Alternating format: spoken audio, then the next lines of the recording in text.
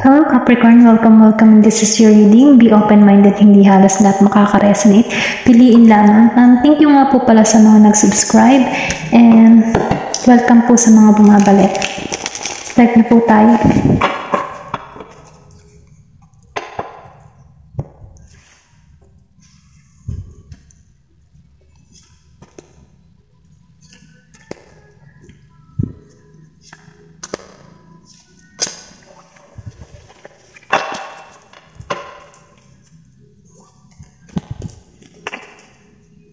Ayan, nakikita ko dito, no? Meron dito magandang mangyayari sa'yo, okay? Meron ditong dependent wealth, okay? Maybe tumatayog ka ng nag-iisa, okay? Bilang isang independent na tao, mapalalaki, mapababae, okay? Then nakikita ko din dito na 5 of Wands reverse. So, ibig sabihin dito, wala nang conflict sa buhay mo ngayon. Wala kang nararanasan ngayong kaguluhan o argumento. Then, lumabas dito ang 3 of Wands. Nakikita ko dito na merong magbabalik, okay? May magbabalik sa'yo or pwede rin sabihin na may magpagkikita. Then, lumabas dito ang Knight of Pentacles. So, confirmation, merong lalapit sa'yo, okay? Start na tayo. Dahil ang card may positibo, nakikita ko dito na may magandang naghihintay sa'yo, pwedeng sa September, October, okay, at sa susunod na buwan. Tingnan natin, nakikita ko dito, dito sa 9 of Pentacles, upright. Sinasabi dito, na merong abundance, okay, may kasaganahan naghihintay sa'yo. Ikaw yung tipong tao na kapag nagtrabaho ay porsigido at dahil yan, hindi mo yung para bang tipo na hindi mo kailangan ng kapartner sa buhay para maging masagana, okay? Nakikita ko dito na kaya mong mag-isa, kaya mong maging sabihin natin na maging successful sa larangan na iyong ginagampanan kahit ikaw ay nag-isa at walang katuwang sa buhay. Sinasabi din dito na ikaw kasi yung tipo ng tao na malakas kasi yung iyong sabihin natin, malakas yung iyong mindset, positive mindset ka kasi nakikita ko dito na nakakamit mo kung ano man yung mga gusto mong marating o mangyari sa iyong buhay. Then nakikita ko din dito na meron ka kasing strong personality na kumbaga maybe yung ibang tao na i-intimidate sa aura mo, okay, o pwede rin sabihin natin sa appearance kasi kahit ang itsura mo ay medyo intimidating, nakikita ko dito na meron kang mabait na puso. Kumbaga, natatakluban lamang ng appearance mo kasi merong ganun tao na ang lakas ng personalidad, Kaya yung iba parang nahihirapan na makitungo dahil sa lakas ng personality mo. Kasi nakikita ko dito na ikaw yung tipo ng tao na may pagka-prank. Kapag ayaw mo talaga, sinasabi mo talaga. Dahil doon, hindi ka nagpapatumpik-tumpik, yung ganun ba? Sinasabi mo direct to the point kung alam mo na wala patutunguhan yung usapan, okay? Yun yung napipil ko sa'yo, sa 9 of Pentacles. Pero ganun pa man, sinasabi dito na lahat ng paghihirap mo or kung ano man yung mga ginagawa mo, magkakaroon yan ng resulta, magandang resulta. Then aani ka ng tagumpay kasi nakikita ko dito na kung ikaw man ay merong business, okay, or investment sa kung ano pa mang larangan na ini-investment, nakikita ko dito na unti-unti itong umaani, okay, at nagkakaroon ka ng stability para rito. So nakikita ko rin dito, yung iba siguro sa inyo may alagang parrot, okay, may parrot kang inaalagaan, okay, ito rin nakikita ko, then tingnan pa natin, dito sa 5 of Wands reverse, lumabas itong naka-reverse. Sinasabi dito, maybe, ikaw yung tipo ng tao na walang hilig sa alam yun, konflikan or agreemento. Kung alam mo nang walang patutunguhan yung usapan, tinitigilan mo siya dahil ayaw mong masayang yung energy mo sa mga ganong klase ng tao dahil pinapanatili mo or pinoprotektahan mo yung peace of mind mo, okay?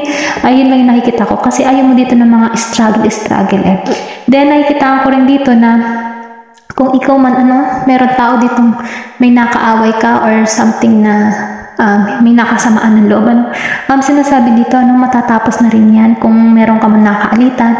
Kumbaga, ito na yung oras na may pagkakasundo. Maybe itong taong ito ay lalapit sa'yo, may pagkasundo na kasi maybe itong taong ito ay nakukonsensya or pwede niya sabihin na hindi niya kaya yung aura na meron ka kasi intimidating ka nga parang ayaw niya ikaw kaaway, okay? Yun lang yung napipil ko, no? So, maybe meron kang person na Leo, Virgo, Aries, and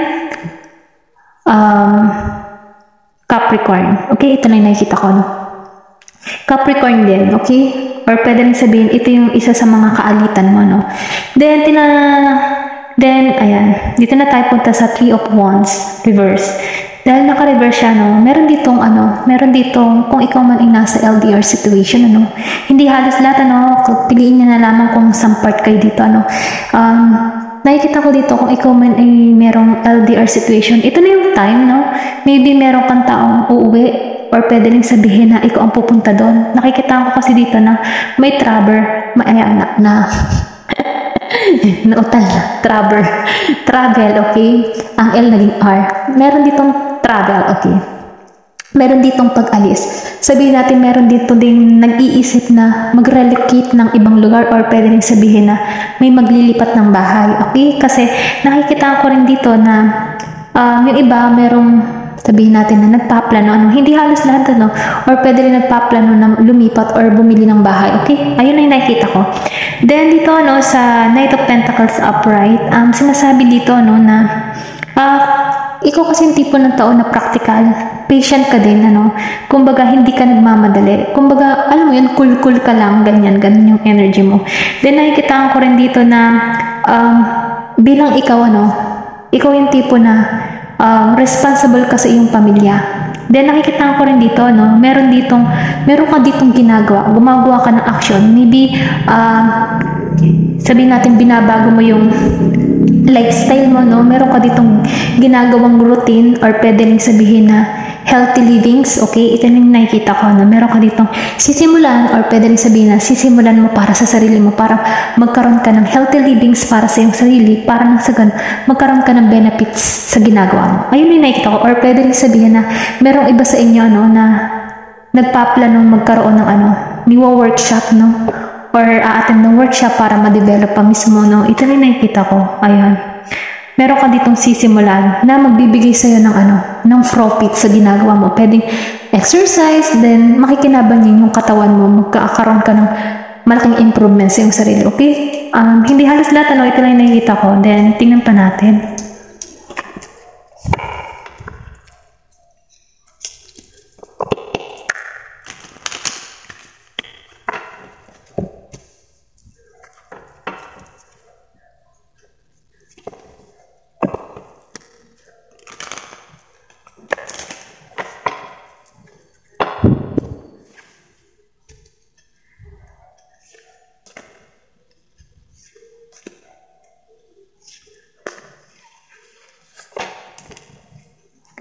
Okay, meron ditong isolation, then perfection, and wisdom. Okay, nakikita ko dito, kaya maybe lumabas din dito sa'yo si Knight of Pentacles and si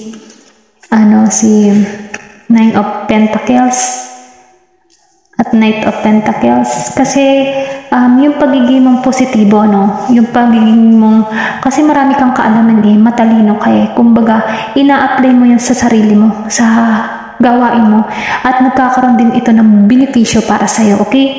Kasi nakikita ko rin dito, maraming tao din na, sabihin natin, marami kang naranasan, experience na, pwede mo siyang ibahagi sa ibang tao, nang sa ganun, magkaroon din sila ng wisdom na nanggagaling sa'yo na napatotoo mo, okay? Then, nakikita ko rin dito kasi na ginagabayan ka dito, Then, nakikita ko rin talaga na confirmation na may travel dito, or pwede rin sabihin na kung ikaw aman ay isang parents na naghahanap or gusto mo magkabibi, meron ditong isisilang, okay? Then, nakikita ko rin dito na maybe mahilig ka sa nature, or mga halaman. Then, feel ko din dito na may pagkano siya, parang the Empress, okay, the Empress energy, na marami na ba siyang kaalaman. Ano siya sa nature, then nakikita ko rin siya na good mother, or good father. Ito yung nakikita ko.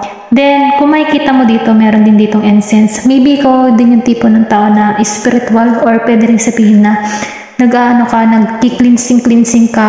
Dahil doon sa pag-cleansing na yun, maraming positibong pumapasok sa iyong kaisipan, parang binibigyan ka ng maraming idea, kaya nagiging kang matagumpay na tao, or pwede rin sabihin na dahil sa pag-cleansing, kasi pag ikaw kasi nag-cleansing, sabihin natin gumagamit ka ng mga white sage or mga salupan, palusan, basta yung kahoy na palusan po ba yung tawag doon. Then, or kaya incense at kamang yung mga ganyan, yung mga pang-cleansing.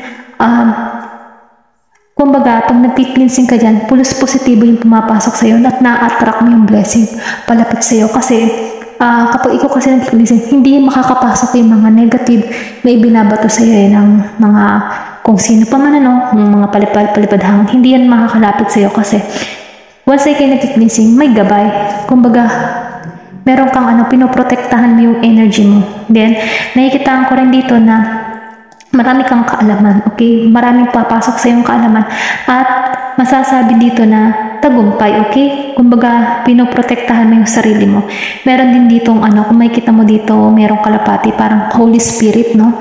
So, ibig sabihin, merong gumagabay talaga sa iyo. Maybe ikaw yung tipo ng tao na madasalin, kaya ginagabayan ka ni God. Kung makikita mo, meron din dito. Or kung ikaw man ngayon ay nakakaranas ng sabihin natin na nalulungkot ka, baka ikaw ay nag-i-incense. Or sinasabi din dito na kailangan mo mag-incense ng iyong bahay kung ikaw may nakakaramdam ng mga something dahil ito yung lumalabas dito, may incense or white sage, kung makikita mo to. Ngayon ko lang napansin siya, may white sage siya dito. Then may cross, may cross, may liwanag. Maraming idea ang pumapasok, kumbaga aani ka ng tagumpay. Then nakita ko dito ang perfection, may pagka-perfectionist kang tao. Maybe ayaw mo ng kapag halimbawa, kung sa makeup kapag mag-makeup ka, gusto mo talaga lalabas kang maganda, ganon. Or pwede rin sabihin na sa mga produkto na ginagamit mo, gusto mo talaga yung excuse me, may kalidad, may kalidad. Kasi gusto mo kasi lalabas ka lagi ng maganda at maayos. Din nakikita ko rin dito na kung ikaw man ay isang manggagawa or may business, gusto mo may kalidad yung mga produkto mo, may pagka-perfection ka. Ayan, nautal na ako. Ay, basta yun, perfecto. Gusto mo lagi lahat i-perfecto, ganyan. Ito na yung nakikita ko, Then, ayun, nakikita ko rin dito na, kasi ang grapes, alam mo ang grapes, sign din kasi yan ng abundance. So, ibig sabihin, confirmation na meron talagang kasaganahang naghihintay sa'yo. Kung ano man yung proyekto, ginagamitan mo ito ng katalinuhan, okay? Kung ano man yung ginagawa mo. Then, aangat ka sa buhay, okay? Then, nakikita ko rin dito yung iba sa inyo, maybe ikaw din yung tipo ng tao na ina-isolate mo yung sarili mo sa karamihan. Okay, pwede rin sabihin na gusto mong mag-isa, okay? Gusto mong, kasi independent lumabas ng independent, So, lumalabas dito na mas nagiging kang okay na nag-iisa, na mas umaangat ang buhay mo kapag nag-iisa. Ganun yung vibes, Pero ganun pa man, kahit nag-iisa ka, meron darating sa'yo na sabihin natin na tao na mag-i-invite sa'yo, Kasi meron ditong dumalahad ng invitation para sa'yo, Pwedeng sabihin natin na hindi mo to inaasahan na meron darating na tao sa'yo o na magbibigay sa'yo ng maybe date, alokin ka ng kikilalanin ka, i-date ka, or pwede rin sabihin na merong lalapit sa yung tao na makilala ka kasi nakikitaan ka ng tao na ito na independent na tao, then nakikitaan ka ng tao na ito na masagana, and then nakikitaan ka ng tao na ito na magiging kang mabuting ina or ama, kung kasi nakikita niya na ikaw kasi matalino, may wisdom ka. So, parang itong taong to na-attract palapit sa'yo, okay?